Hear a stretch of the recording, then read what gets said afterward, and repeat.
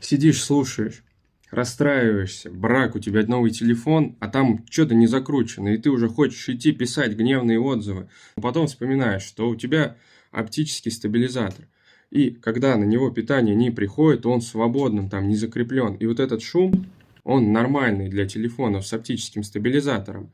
Но, господа, я ходил с другими телефонами, S23 Ultra, Huawei P60 Pro, Mate 50, и там вот такого вот прям очевидного при переваливании легком не было. Ты идешь, разговариваешь, и у тебя шум, ты его прям слышишь, ты начинаешь записывать на основную камеру видео, едешь там на велосипеде, спускаешься на сноуборде или на буханке едешь в горы, и ты слышишь это. И я это к чему? Где вот тот самый производственный допуск на эту штуку, когда норма или не норма? Вот это вот, по-моему, уже не норма, потому что берешь вот так вот